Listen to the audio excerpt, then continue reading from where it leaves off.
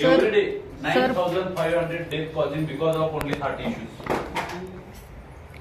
हे लिहून घ्या आणि ज्या ज्या लोकांना तुम्हाला सांगता येईल ते सांगा. ICMRच्या वेबसाईटवर तुम्ही जाऊन इंडियन मेडिकल काउन्सिलच्या वेबसाईटवर जाऊन तुम्ही रिसर्च करा. ह्याच्यामधलं धोकादायक काय माहितीये का? यामध्ये 1350 एव्हरी डे सांगतोय मी, पर डे बिलो 30 है ना.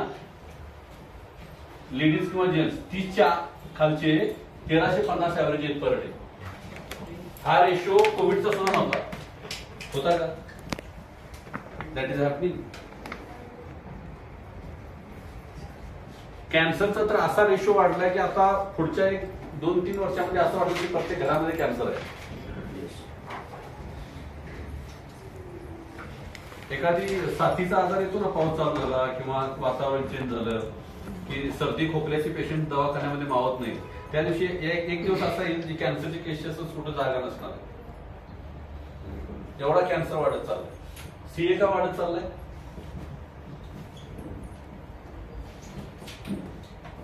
का वाढत चाललंय माहित नाही आपल्याला.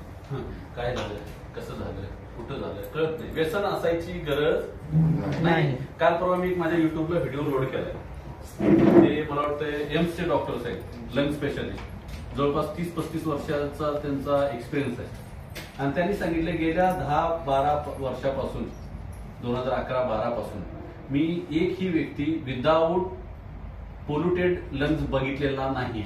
एव्हा ना यंग 20-22 वर्षाच्या मुलांच्या मध्ये पिंक म्हणजे डार्क पिंक कलरचं आपलं जे हे असतं लंग्स असतं, ते बघून मला जमाना झाला म्हणतात ते डॉक्टर.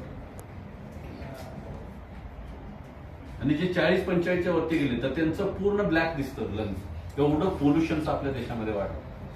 आता ऑक्सिजन कुठून जाणार? राईट. सो ही गोष्ट बघा. ह्याचं मेन कारण काय? ऑक्सिजनची कमतरता. पहिला नंबरवर. ऑक्सिजन घेण्यासाठी काय करायला लागेल तुम्हाला? एक्सरसाइज. कुठला मंगळ किंवा शनी ग्रहावरचा प्रश्न नाही विचारायचा. ऑक्सिजन घेण्यासाठी काय करावं लागेल? श्वास घ्यावा लागेल. आता तुम्ही घेताय काय, चाललाय म्हणून ठीक आहे असं चाललंय? कधी एफर्ट्स टाकून श्वास घेतलाय का?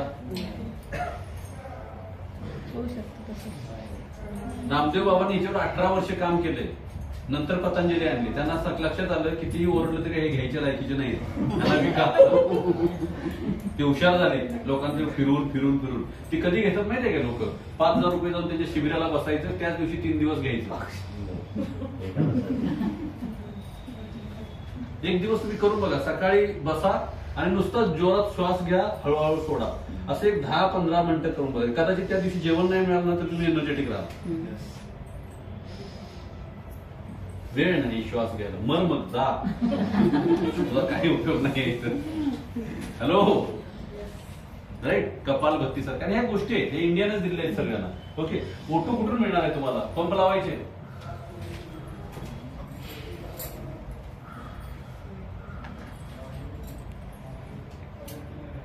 किती हवा घेतो रोज माहितीये आपण?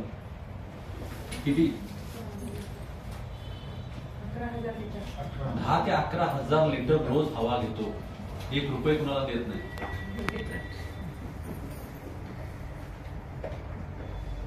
बरोबर. आणि देवाला म्हणतो माझ्यासाठी काय केले? तुझे दिवे लावले, तुला निवेद दाखवले. हे कुणी दिलं? ग्रॅटिट्यूड ठेवा नंबर 1. आणि ह्याला घेण्यासाठी काहीतरी करा. हे घेण्याची 2 पद्धती. एक्सरसाइज का करावीत? एक्सरसाइज मध्ये दोन्ही गोष्टी एका वेळी घडतात. Blood circulation and breathing. Right. ब्रिदिंगमुळे ऑक्सिजन बॉडीमध्ये जातो. तो मिक्स होण्यासाठी ब्लड सर्क्युलेशन होणं खूप गरजेचं आहे. मुवमेंट बॉडीची जे काय करता येईल, असा हला, असा हला, असा हात वरती करा, काय करायचं ते करा. पण आहे तसे ठोकड्यासारखे राहू नका. This is a very danger. Because lack of nutrition cause lots of disease in your body. Main एक लक्षात ठेवा. ह्याला प्राणवायू तर प्राणवायू. आणि हा फुकट आहे. वेस्टीज तुम्हाला त्याच्यावर सप्लिमेंट देऊन पैसे मागत नाहीये. हा फुकट आहे. घ्यायला पाहिजे नाही घ्यायला पाहिजे? व्हॉट्सअप सचिन आधी पण आला होता तुम्ही कधी? नाही, पहिल्यांदा आला. ओके. घेताय तुम्ही ऑक्सिजन रोज? ऑटोमॅटिक चाललाय, ऑटोमॅटिक चाललाय, आपण घ्यायला पाहिजे, थोडं घ्या. ओके. नंबर 2 काय आपल्याकडं लॅक ऑफ न्यूट्रिशन. त्याला आपण न्यूट्रिशन कमीच असणार, न्यूट्रिशनची कमतरता. ओके. हे 2 मेन रिझन झाले ज्याच्यामुळे हार्ट अटॅक आणि कॅन्सर वाढतोय. हा सर ऑक्सिजन कमी पडला तर हार्ट अटॅक येतो का? येतो. त्याचं कारण काय? आपल्या बॉडीमधलं कोलेस्ट्रॉल अबनॉर्मल होण्याचं कारण आहे लॅक ऑफ ऑक्सिजन आणि lakh of nutrition. Omega 3 fatty acids कमी पडतायत आपल्याकडे, मायक्रो न्यूट्रिशन कमी पडतंय, राईट. क्लोरोफिल आपल्या बॉडीमध्ये आहे का नाही कळणं झालंय. रोज 400 ग्रॅम, माझ्याकडे रोजच्या मॅडम मला डायटिशियन पण आहेत, म्हणजे मी बोलतो ते खरं काय खोटं त्यांना एकदा विचारा, त्यांना चुकीचं असेल तर सांगा मॅडम. 400 ग्रॅम रोज ग्रीन फूड पाहिजेत आपल्याला एव्हरी डे, प्रत्येक बॉडीला. चांगल्या आरबीसी तयार व्हायचे असतील, रक्त प्युरिफिकेशन व्हायचं असेल तुम्हाला 400 ग्रॅम क्लोरोफिल असलेलं हे ग्रीन फूड आपल्याला जायला पाहिजे. महिन्यात होत नाही, विचार करू नका कधी खाल्ले, एका महिन्यात होत नाही. 400 ग्रॅम होते का? आम्ही सिंगापूरला गेलो, मलेशियाला गेलो किंवा बाहेरच्या कुठल्या कंट्रीमध्ये गेलो, तिथं तुम्ही ग्रीन सॅलड मागवलो ना, सगळे हिरव्या भाज्या येतात, ब्रोकोली आणि ऍक्सेट्रा, बऱ्याच भाज्या ग्रीन येतात. इंडियामध्ये काय येते ग्रीन सॅलड मध्ये? रेड. ग्रीन काहीच नसतं त्याच्यामध्ये. काकडी सुद्धा लाईट ग्रीन आहे. हॅलो, सगळं काय येते त्यात? लाल टोमॅटो, कांदा, गाजर, है ना, बीट पण थोडं देतं. ओके. सो हे होत नाही आपलं. आणि फॅटी सेल्स मध्ये फॅट डिपॉझिट होण्याचं कारण आहे ऑक्सिजनची कमतरता. म्हणजे नुसतं तुम्ही श्वास मोठ्याने घेत राहिला तर ओबेसिटी मॅनेज होईल, ही रियालिटी. जास्त सांगितलं नाही विसरी विकायचे, राईट. सो न्यूट्रिशन भरपूर प्रकारचे, म्हणजे जे काय आपण खातो त्यातून आपल्याला न्यूट्रिशन मिळतात. ती 2 मेन कारण आहेत. आणि दुसरं कारण एक आहे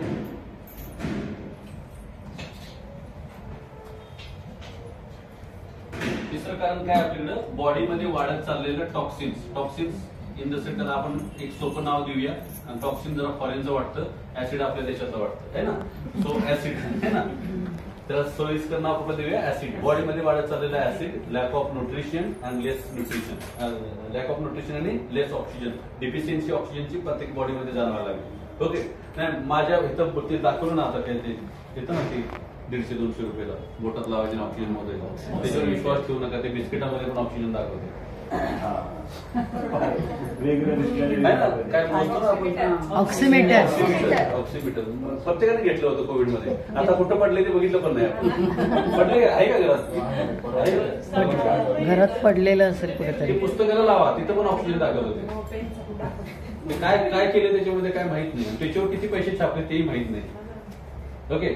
आपल्या एखाद्या पिशीला एक पिशी असते, ते डोळ्यात दिसत नाही, त्याचं चित्र काढतो मायक्रो, है ना. एका पिशीमध्ये जर 35% ऑक्सिजन 48 तासापर्यंत पोहोचला नाही तर ही सेल डेड होते, डेड, किंवा ती कॅन्सरस होते. दोन्हीपैकी एक त्याला पर्याय. 35% ऑक्सिजन जर 48 तासापर्यंत एका पेशीला पोहोचला नाही तर ती एक तर मरून जाते किंवा त्याच्यामध्ये काय तयार होतो? कॅन्सर. आता गंमत काय माहितीये का, ही पेशी जसंही कॅन्सरमध्ये कन्वर्ट होते त्याच्यानंतर याला ऑक्सिजनची गरज लागत नाही. किती खतरनाक कार्यक्रम आहे. म्हणजे फोन होतास तू काय झालास तू. ओके. म्हणजे त्याला काहीच नकोय, त्याला फक्त इतर पेशींना मारायचंय. मग ते आपली कम्युनिटी तयार करतं आणि हजारो पेशींना इन्फेक्टेड करतं. त्याही पेशी ऍरोबिक सेल होतात. ऍरोबिक म्हणजे टेररिस्ट, राईट. ऍरोबिक सेल होतात, त्याचा एक ट्युमर जनरेट होतो, त्याला म्हणतो आपण कॅन्सर. आता पुढची गंमत सांग. हॅलो, 9 वाजेपर्यंत मीटिंग चालणार, काळजी करू नका, फोन करून सांगा, लवकर संपली. ओके. ह्याच्यामध्ये ऑक्सिजन 35% जो गेलाच नाही 48 तासामध्ये, त्याचं रिझन काय? सगळे आहे का जागेवर? हे काय सांगतो तुम्हाला, तुम्ही एवढे कॉन्फिडंट व्हा ना, आपण काम कुठल्या पद्धतीचं करतोय, काय करतोय, है ना, कामाची आपल्या लेवल काय आहे, ती गोष्ट आपल्याला समजलं की आपण आपल्याला प्राऊड फील करायला चालू होतो. आपल्याला प्राऊड फील झाला की आपलं काम उत्तम होतं. देवाचं भजन करणं चांगलं आहे की वाईट आहे? चांगलं. दारू पिणं कोण म्हणतं? दारू न पिणारा. देवाची पूजा करणं चांगलं आहे का वाईट आहे? कोण म्हणतं? आपणच ठरवतो. ओके, आता ही गोष्ट लक्षात ठेवायची. हे काम जर आपण करायला चाललोय तर लोकांच्या बॉडीचं टॉक्सिन बाहेर काढायला चाललोय, न्यूट्रिशन लोड करायला चाललोय, ऑक्सिजन वाढवायला चाललोय, चांगलं आहे का वाईट आहे? चांगलं आहे. चांगलं आहे ना. कुणाला विचारत बसायचं नाही मी करतोय योग्य आहे होईल का नाही. तुम्ही चांगलं काम करत असाल तर त्याचे नतीजे तुम्हाला चांगले मिळत आहेत याच्यासाठी सांगतोय. बाकी आपल्याकडे प्रॉस्पेक्ट आज एक तुम्ही एक आहात, तुम्ही नाही आहात. या पण आहेत. आरोग्यासाठी आला की बिझनेससाठी? बिझनेससाठीच. नाही तुम्ही तू पण सांग. आरोग्यासाठी. सो ही कॅन्सर झाली की परत ही ट्युमर तयार होते. याचं मेन कारण काय माहितीये का? ही जी सेल असते आपल्या बॉडीतली त्याला ऍक्सेप्टर असतात. ऍक्सेप्टर म्हणजे न्यूट्रिशन ऑक्सिजन आतमध्ये जाण्यासाठी आहे ना, त्याला जे लागणारे घटक त्याला दरवाजे असतात, त्याला म्हणतात ऍक्सेप्टर. म्हणजे जे आहे ते आत घ्यायचे आणि सोडायचे, एक्झिस्ट आणि इन आणि आउटचा असं मार्ग असतो. आता काय होतं, ज्यावेळी बॉडी ऍसिडिक होते, पूर्ण काय होते, बॉडी ऍसिडिक होते, त्यावेळी ह्या प्रत्येक पेशीच्या भोवती एक लेअर तयार होतो, पडदा तयार होतो किंवा पॅक होतात सेल आणि यांचा ऍक्सेप्टर बंद होतात. मग याच्यामध्ये न्यूट्रिशन आतमध्ये जाणार, न्यूट्रिशन प्लस ऑक्सिजन आतमध्ये जाणार आणि त्याच्यातून बाहेर पडणार मॅन्युफॅक्चरिंग होऊन त्याला म्हणतात एनर्जी. त्याला म्हणतात CNT. अबघ मॅडम, सेल्युलर नरिशमेंट थेरपी किंवा technology, whatever you can say, right. So simple आहे. त्यातले न्यूट्रिशन ऑक्सिजन आतमध्ये जातात. आतमध्ये त्या फॅक्टरीमध्ये भरपूर डिपार्टमेंट आहेत, राईट. स्वतः एक फॅक्टरी आहे प्रत्येक सेल आणि त्याच्यातून जी मॅन्युफॅक्चरिंग होऊन बाहेर पडते त्याला काय म्हणतो आपण, एनर्जी. एनर्जी प्रत्येक गोष्टीसाठी लागते. म्हणजे मला ऐकू येण्यासाठी, तुम्हाला आवाज ऐकू येत असेल माझा तर ती एनर्जी आहे, कानामध्ये तयार झालेली एनर्जी आहे. मी दिसतो का तुम्हाला? ती एनर्जीमुळेच दिसतं. डोळ्यांच्या दिसण्याची एनर्जी आहे म्हणून दिसतं. दिल धडक रहा है, एनर्जी आहे. डोळ्याची उघड झाप करायला एनर्जी लागते, टॉयलेटला जायला एनर्जी लागते, राईट. श्वास घ्यायला एनर्जी लागते. Hello, okay. सो एनर्जीची व्याख्या म्हणजे नुसती ताकद नव्हे, एनर्जी बॉडीमध्ये होत चालले प्रत्येक फंक्शन एनर्जी. ओके, एनर्जी नाव होतं. सो एनर्जी होते. आता गंमत काय होते, जर हा लेअर तयार झाला, हा दरवाजेच बंद झाले तर न्यूट्रिशन आणि ऑक्सिजन आतमध्ये जात नाही, राईट. न्यूट्रिशन नाही गेले तर ठीक आहे, काय प्रॉब्लेम नाही, ती पेशी मरून जाईल. ऑक्सिजन नाही गेलं तर त्याला दोन पर्याय आहेत, ती मरणार नाहीतर खतरनाक होणार, कॅन्सर होणार. ती चॉईस तुमच्यावर नाही, ती तिच्यावर आहे. हॅलो, मग आता मला सांगा, हे तुमचं हवा, एअर, वॉटर, फूड, सनलाईट ह्याच्यामध्ये ऍसिड आहे का नाही आहे? मग आपल्या बॉडीमध्ये रोज किती कॅन्सर सेल जनरेट होण्याचे चान्सेस आहेत?